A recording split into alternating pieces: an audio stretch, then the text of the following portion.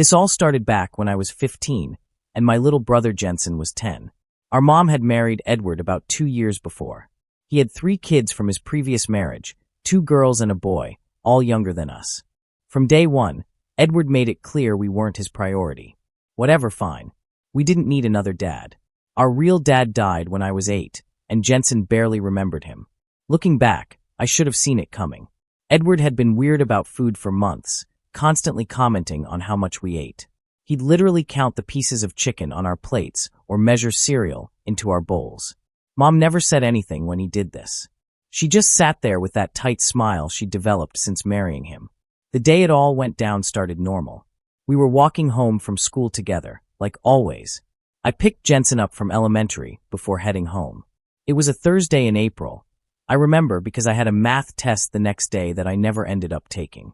As we got closer to the house, I noticed black smoke coming from the backyard. I thought maybe Edward was grilling or something, but it was way too much smoke. We ran the last block, and as we turned into our driveway, I could hear shouting from the backyard. We dropped our backpacks and ran around the side of the house. That's when I saw it. There was a bonfire in the middle of the yard, but it wasn't wood burning, it was our stuff. Our clothes, books, Jensen's stuffed animals, my sports gear, everything. Edward was standing there with a gas can, pouring more fuel on the fire. Mom was filming the whole thing with her phone, laughing like this was some kind of funny home video. Edward's kids were watching from the sliding glass door, pointing and laughing. Honestly, I couldn't process what I was seeing. Jensen started crying immediately. I just stood there like an idiot, trying to make sense of it. Edward noticed us first. He smiled, not a normal smile, but like he was enjoying this. He said something about how we ate like grown men, but contributed nothing. Called us parasites. Said they couldn't afford to feed us anymore. Then Mom, my own mother, turned the camera on us and announced they were moving to France tomorrow without us. She had this weird, cheerful voice, like she was telling us about a fun surprise, not abandoning her own kids. Jensen was sobbing, asking where we would sleep. Mom just shrugged and said it wasn't her problem after today. Edward pointed down the street and told us foster care was 3 blocks away and we should start walking. The neighbors' kids were in their yard, recording everything on their phones. I remember feeling so humiliated on top of everything else. I stood there watching Jensen's bike melt in the fire after Edward threw more gasoline on it, saying his real kids needed the garage space. That's when something in me snapped, not in a rage way, in a cold, clear way. I grabbed Jensen's hand and just said, "Remember everything, every word." Then we walked away. I didn't know where we were going, but I knew we couldn't stay there. We walked to the park first. Jensen couldn't stop crying. I let him cry while I tried to figure out what to do. We had no money, no phone, no change of clothes, nothing. After about an hour, I decided to try my Uncle Roman. He was my dad's brother and lived about 30 minutes away by bus. We hadn't seen him much since Dad died. Mom always said he was a bad influence because he drank too much and couldn't hold down a job. We had to sneak onto the bus because we had no money for fare. Jensen was still in shock, barely talking. We got to Uncle Roman's apartment complex around 7 p.m. I wasn't even sure which apartment was his, so we had to check the names on all the buzzers. When we found him, he didn't answer at first. We kept buzzing until finally his girlfriend, Violet, came down. She didn't recognize us at first. It had been that long. When I explained who we were, she looked uncomfortable but let us up. Uncle Roman was half drunk when we got to his apartment. He was surprised to see us, but not exactly happy about it. I had to explain what happened 3 times before he seemed to understand. At first, he thought we were making it up or exaggerating. He called Mom, but she didn't answer. Then he tried Edward, who actually picked up. I could hear Edward's voice through the phone, saying we were lying, that we'd run away because we didn't want to do chores, and that they were done dealing with us. Then he hung up. Uncle Roman looked at us like he didn't know what to do with us. He and Violet had this whispered argument in the kitchen while we sat on their couch. I could tell they didn't want us there, but what choice did they have? Finally, Roman came back and said we could stay for a few days until he figured something out. They didn't have a guest room, so we had to sleep on the floor in the living room. That night, Jensen kept waking up crying. I'd never felt so helpless. I promised him I'd take care of him, but honestly, I had no idea how. We were just kids. The next morning, Uncle Roman drove us back to the house to see if it was true about them leaving. The house was empty. They were actually gone, their cars, their stuff, everything. They'd even changed the locks. Through the windows, we could see the house was half empty. They'd taken what they wanted and left the rest. We went next door to talk to the neighbors, the ones whose kids had been recording. The mom, Lauren, looked horrified when we told her what happened. She confirmed they'd left early that morning in a taxi, all 5 of them with a bunch of suitcases. She showed us the video her kids had taken of the bonfire. It was all true. They'd really abandoned us. Lauren gave us some of their old clothes and made us breakfast while Roman talked to her husband. They were discussing calling social services. I begged them not to. I was terrified of being separated from Jensen. After a lot of arguing, Uncle Roman reluctantly agreed to let us stay with him temporarily. He made it clear he wasn't prepared to be a parent, but he also couldn't let his brother's kids go into the system. That night, back at Roman's apartment, I found Jensen looking at the few family photos we had saved on his old iPad that he'd left at a friend's house the day before. Thank God for that. There was one of all of us before Dad died. Mom looked like a different person then, happy kind. I asked Jensen if he understood why Mom did this to us. He was only 10, but sometimes kids understand more than we give them credit for. He said Edward told her she had to choose us or them, and she chose them. Later, I found out from Lauren that Edward had been planning this for months. He'd gotten a job offer in France and decided it was the perfect opportunity to start fresh. Apparently, he'd always resented having to support another man's children. The food comments, the constant criticism, it was all leading to this. He'd convinced Mom that they'd have a better life without us holding them back. That first week at Uncle Roman's was the hardest. He had no idea how to take care of kids. Violet tried to help, but it was clear she wasn't thrilled about the situation either. They fought a lot, usually about money and about us. I missed school for a week before Roman finally enrolled us in new schools near his apartment. I had to pretend everything was normal, but nothing would ever be normal again. At night, when Jensen was asleep, I'd replay everything in my head, the fire, the laughing, the casual way they threw us away like we were nothing. I swore that someday, when they least expected it, we would make them remember this day, too. I didn't know how yet, but I promised myself that no matter how long it took, they would pay for what they did. And 10 years later, we finally got our chance. Jensen's phone was suddenly flooded with over 50 messages from Mom, walls of text, voice notes, missed calls. After a decade of silence, she suddenly needed something from us. And that's when our revenge plan started to take shape. Update 1.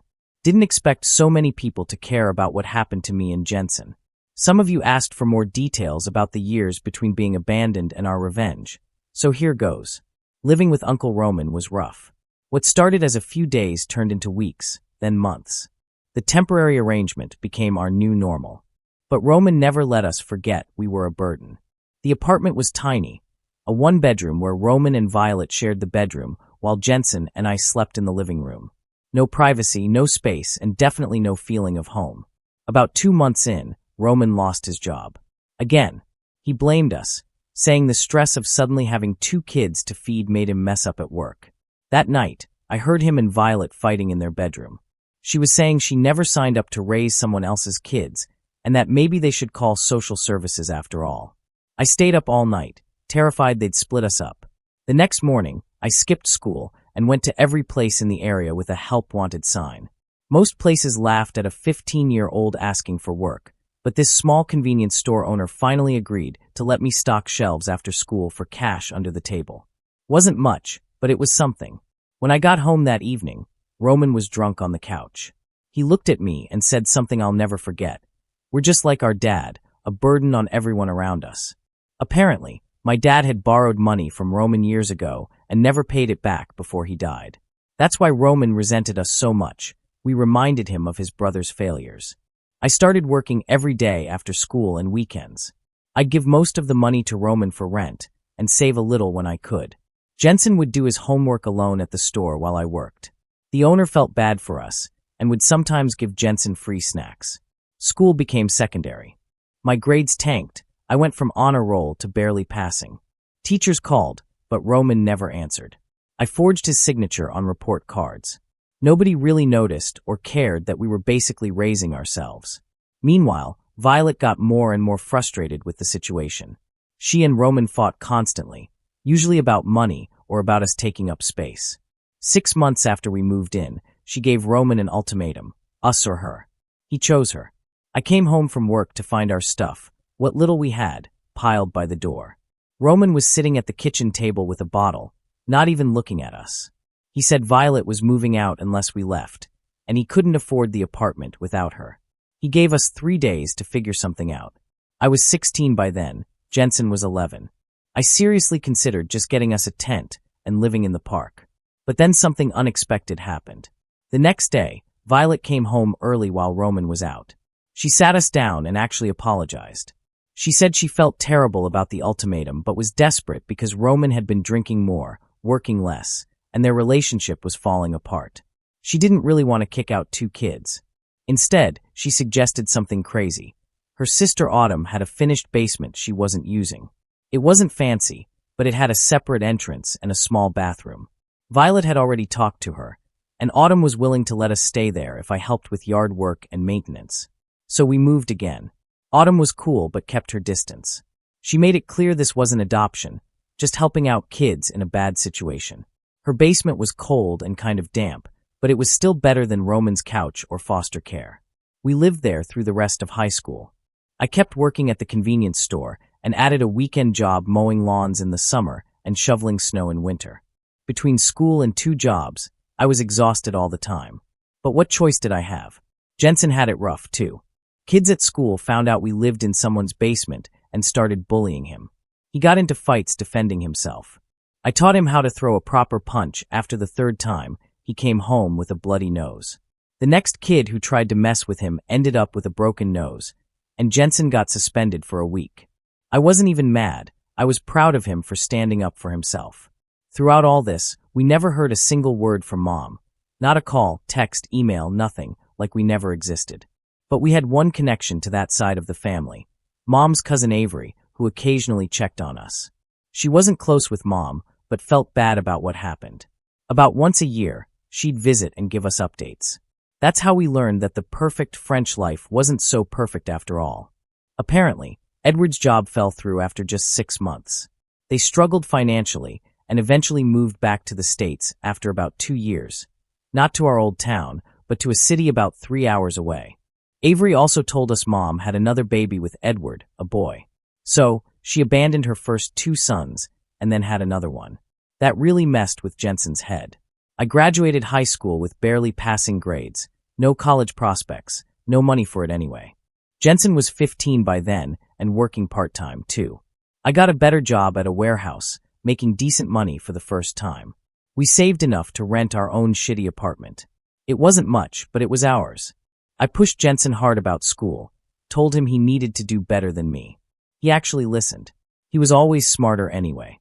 He studied his ass off and got a partial scholarship to state college. I worked overtime to help cover the rest. He wanted to be a doctor, of all things. Ambitious kid. Life went on. I moved up at the warehouse to a supervisor position. Jensen was thriving in college, majoring in biology on the pre-med track. We didn't talk about Mom or Edward much anymore. It was like they existed in some parallel universe that occasionally brushed against ours through Avery's updates. Then last month, everything changed. It was a normal Tuesday. I was at work when Jensen called me, which was weird because he never calls during the day when he knows I'm working. When I answered, he was breathing heavy, like he'd been running.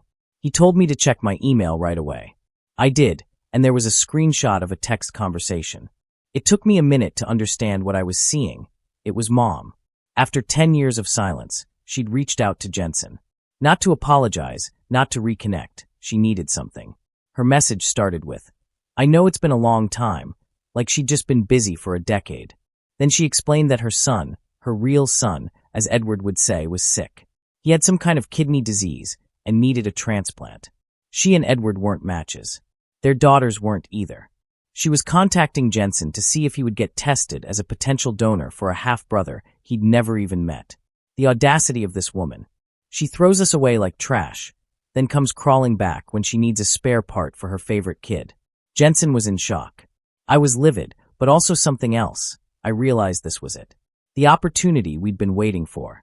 They needed something from us. They were vulnerable. The perfect time to make them remember what they did. I called Jensen and told him not to respond yet. We needed to think this through. Use this to our advantage." He agreed. That night, we met at my apartment and stayed up until 4 a.m. planning. We looked up everything we could find about them online. Edward had started some business that seemed to be doing well. They lived in a nice house in a good neighborhood. Mom didn't work. She was a full-time mom to her real family. They looked happy in their social media photos, like we never existed. Our plan started small but grew as we talked. We weren't just going to say no to the kidney request. We were going to make them pay for what they did.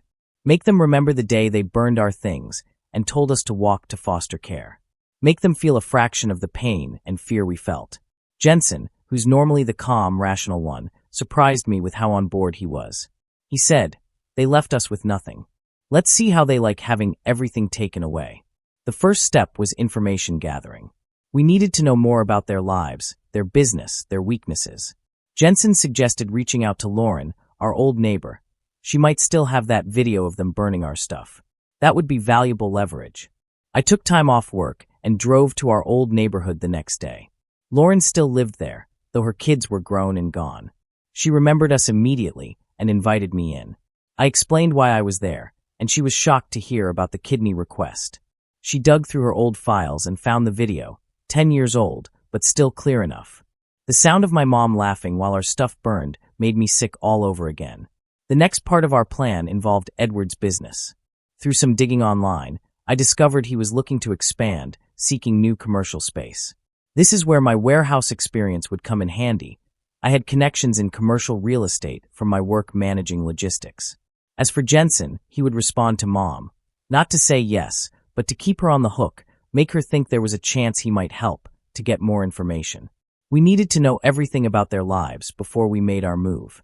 We also found out through Avery that our step-siblings were now teenagers, the oldest about to start college. Perfect timing for financial pressure. The plan was coming together. We wouldn't do anything illegal.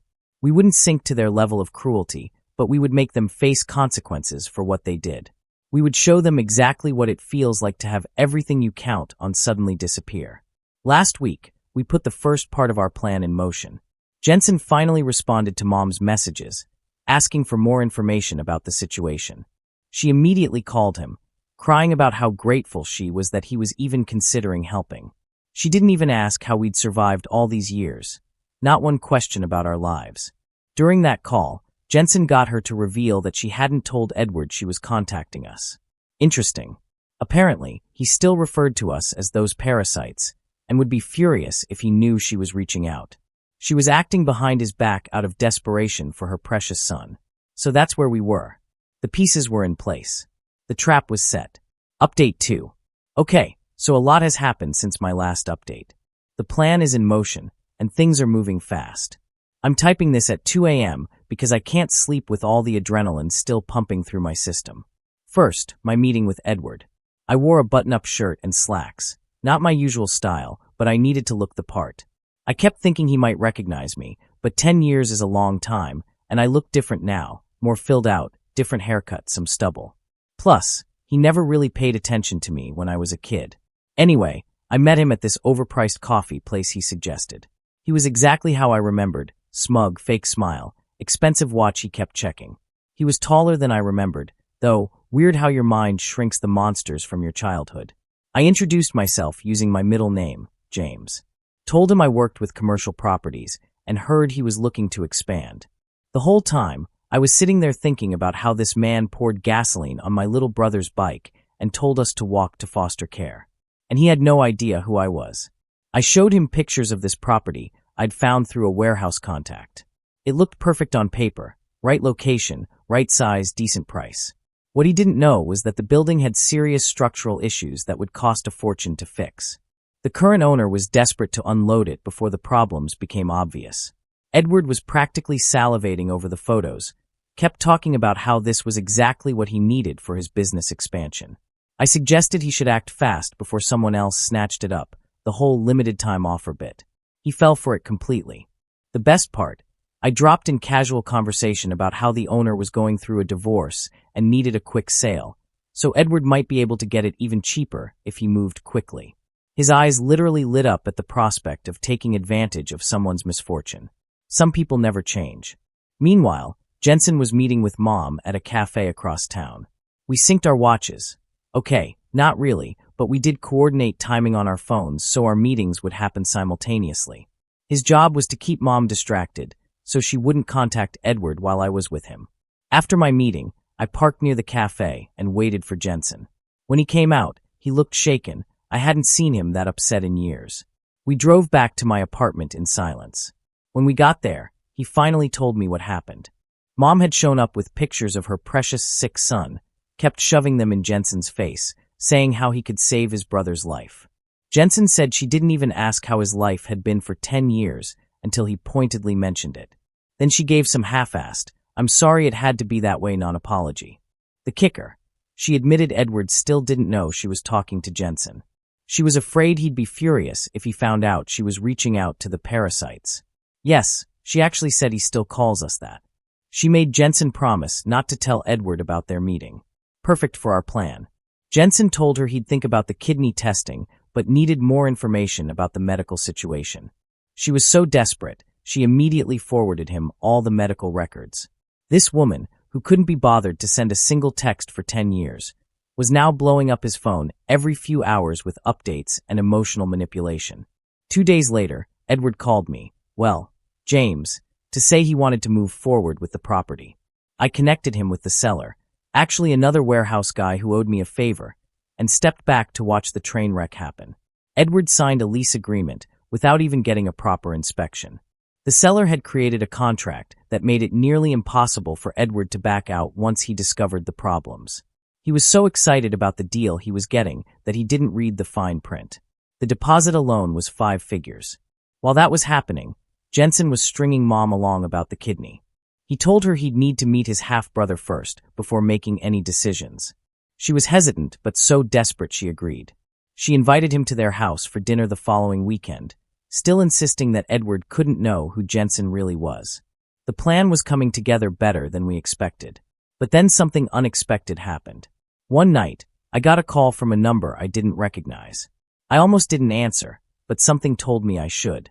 It was one of Edward's daughters, Autumn.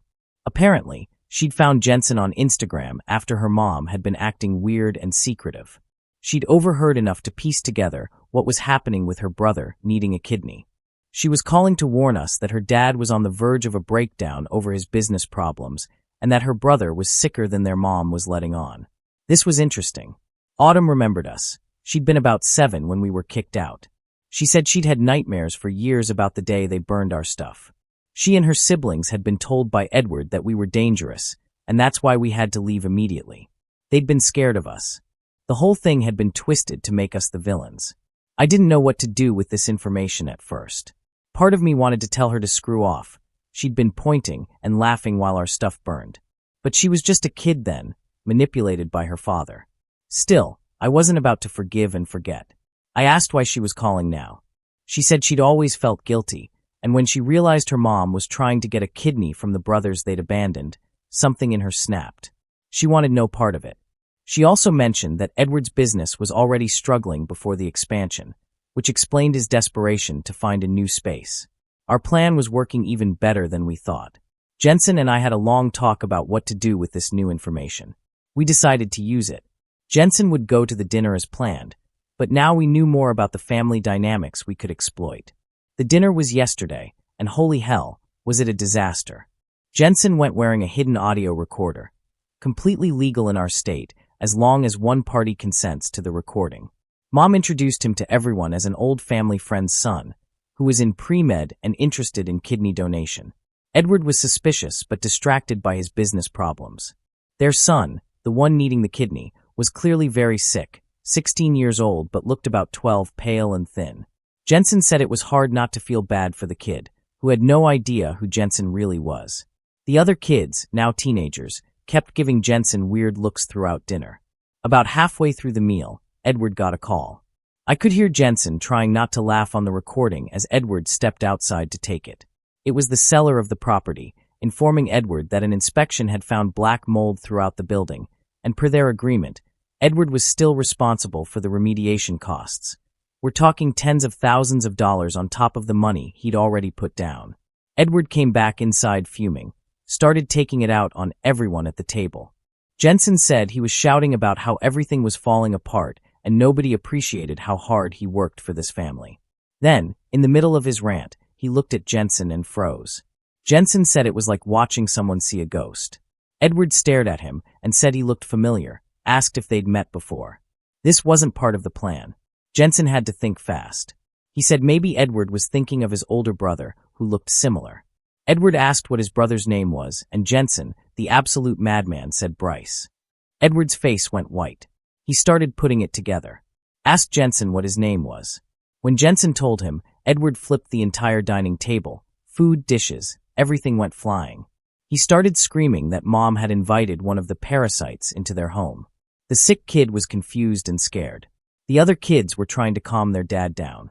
Mom was crying, saying she didn't have a choice, that their son needed a kidney, and Jensen might be a match. That's when Edward realized the full situation. His wife had gone behind his back to contact the kids they'd abandoned for a kidney for their son. He completely lost it, started screaming at Mom about betraying him, endangering their family by bringing that person into their home. Jensen said the sick kid was just staring at him with this heartbreaking, confused look, like he couldn't understand what was happening or why his dad was calling this stranger a parasite. Edward grabbed Jensen by the shirt and tried to physically throw him out of the house. Jensen, who's actually pretty fit from working out at the campus gym, easily broke Edward's grip and shoved him back. Told him to never touch him again, said that unlike Edward, he wasn't in the habit of abusing kids. Mom was begging them both to stop. The other kids were recording everything on their phones, ironically, similar to the day our stuff was burned. Jensen calmly told Edward that he was only there because his mother had begged him to consider helping his half-brother, and that Edward should be thanking him for even considering it after what they did to us. Edward asked what Jensen was talking about. Jensen reminded him about the day they burned our belongings and told us to walk to foster care. Edward claimed that never happened, that we were dangerous, and they had to leave suddenly for the family's safety. Mom started crying harder. Jensen pulled out his phone and played the video Lauren had given us. The one showing them burning our stuff, laughing, calling us parasites, the one where Mom clearly says they're going to France without us, the one where Edward tells us to walk to foster care. The entire family went silent watching it. The sick kid started crying. The older kids looked horrified. Edward lunged for Jensen's phone, but Jensen moved back and said he had multiple copies. Then Edward threatened to sue Jensen for recording him without consent. Jensen calmly informed him about our state's one-party consent law for recordings, said the bigger legal issue might be child abandonment, which has no statute of limitations in our state. Edward ordered Jensen to leave. As he was walking out, Mom ran after him, still begging about the kidney. Jensen told her he'd be in touch, but that she needed to understand there would be conditions if he decided to help. So that's where we were. Edward knows who Jensen is, but doesn't know about me yet. He's facing major financial problems with the property deal. Their perfect family image is cracking as the kids learn what their parents did to us. Mom is desperate to keep Jensen talking because of the kidney situation. Final update. Well, this is it, the finale of 10 years in the making. Honestly, I'm surprised by how many of you have been following this whole thing. Thanks for all the comments and support. Didn't expect so many people to understand where me and Jensen were coming from. After Jensen's dinner fiasco, I was ready for my turn. I decided to show up at Edward's current business location, unannounced. Wore my normal clothes this time. No need to pretend anymore. When I walked in, the receptionist, who turned out to be their oldest daughter, looked at me like she'd seen a ghost. Apparently, Jensen and I looked similar enough that she immediately knew who I was. She tried to stop me from going back to Edward's office, but I just walked past her. Didn't even need to ask which door was his. I could hear him yelling on the phone about the property issue. When I pushed the door open, he was mid-sentence about suing someone over the building's problems. The look on his face when he saw me, worth every second of the past 10 years. He hung up immediately and just stared at me. I smiled and asked if he remembered me. He called me the other parasite and told me to get out before he called security. I laughed because the security was just a camera system that I could see wasn't even turned on. Typical Edward, all show, no substance. I sat down across from him without being invited and put my feet up on his desk. Told him I wanted to discuss the property he just leased. His face went from angry to confused to this weird pale color when he realized I was James. He accused me of fraud, said he'd have me arrested. I reminded him that I never lied about the property itself. All the information was accurate. He just didn't ask the right questions or get a proper inspection. Not my fault. He was too cheap and greedy to do his due diligence. Then he did something I didn't expect. He grabbed a heavy paperweight off his desk and threw it at my head. I ducked, and it smashed into the wall behind me. His daughter ran in after hearing the crash, and he started screaming at her to call the police. I stayed completely calm, which seemed to make him even more unhinged. I took out my phone and played the recording Jensen had made at dinner. His own voice calling us parasites, admitting they'd abandoned us, the sounds of him flipping the table. While that was playing, I pulled out some papers from my pocket, printouts of his lease agreement with all the problematic clauses highlighted. Told him that not only was he on the hook for tens of thousands in repairs, but the agreement had a non-negotiable 5-year term. He was screwed, financially speaking. His daughter was just standing there, looking between us. I asked her if she remembered the day they burned our stuff. She nodded. Asked if she remembered laughing while they did it. She started crying, said she was just a kid doing what her dad told her to do. Edward tried to play it off, said they left us with his brother-in-law, completely untrue, that we were dangerous, that we'd threatened the younger kids. His own daughter called him out, said she knew that wasn't true, that she'd found old emails between him and Mom where they explicitly discussed getting rid of the extra mouths to feed before moving to France. That was news to me. I hadn't known about those emails. Turns out the kids had been doing some investigating of their own since Jensen's dinner visit. Edward told her to shut up, that she was betraying her family. She shot back that he was the one who betrayed family when he threw away 2 kids like garbage. Then she walked out, slamming the door behind her. With just the 2 of us in the room, Edward changed tactics, started offering me money to tear up the lease, said we could make a deal. I laughed in his face, told him we already had a deal 10 years ago.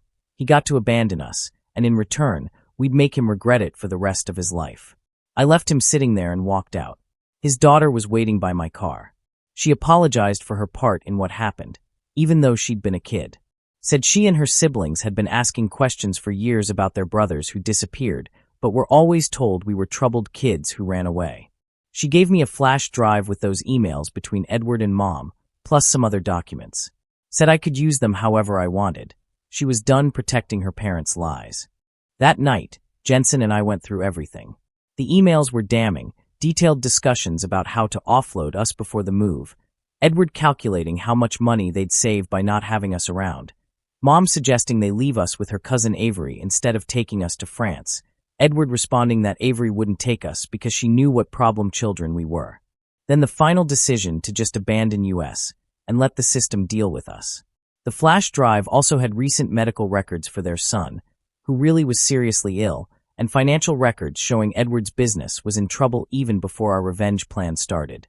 He'd made a series of bad investments and was leveraged to the max. While we were going through this, Jensen's phone kept blowing up with messages from Mom, begging him to reconsider helping with the kidney, saying her son was getting worse, offering to pay him. With what money, we weren't sure. Jensen didn't respond to any of them. The next day, we decided to go nuclear. We sent copies of the emails to everyone in Edward's business circle. Not anonymously, right from our own emails, with a clear explanation of who we were and what had been done to us.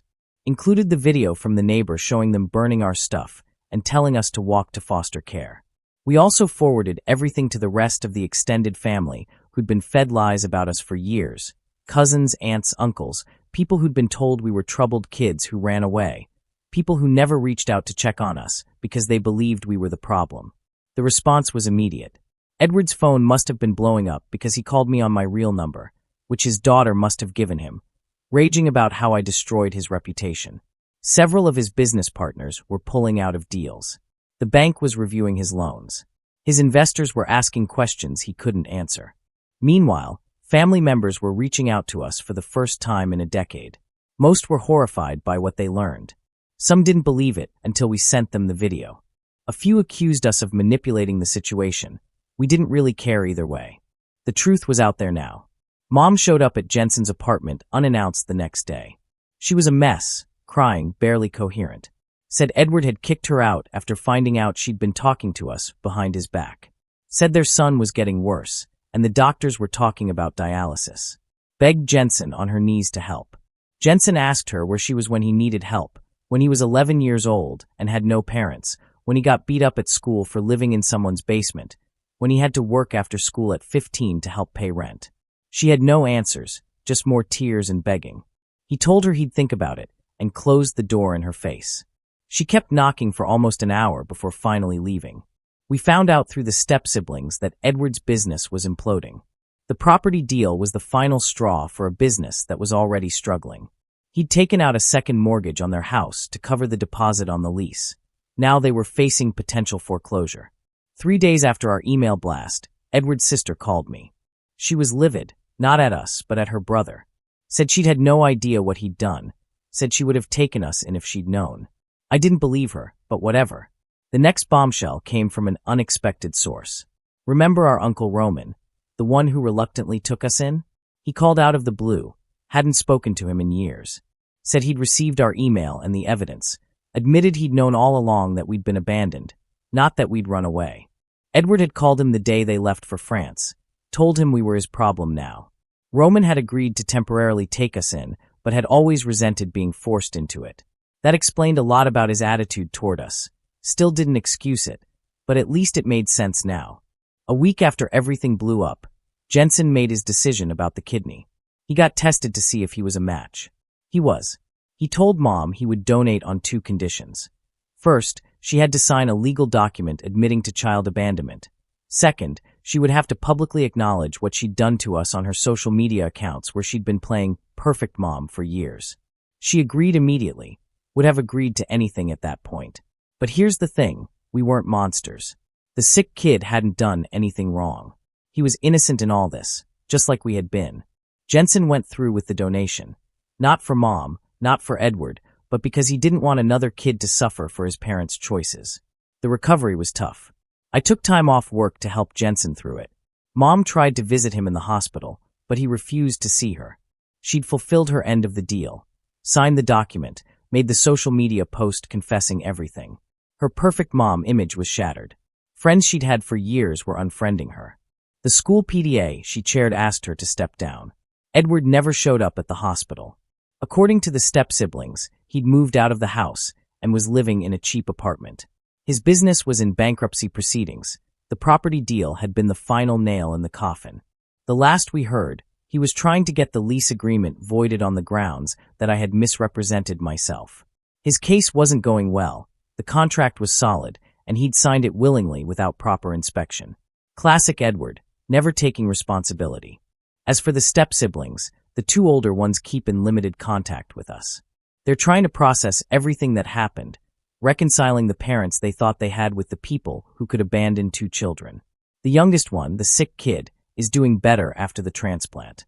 Jensen gets updates on his condition from the doctors, but doesn't have direct contact with him.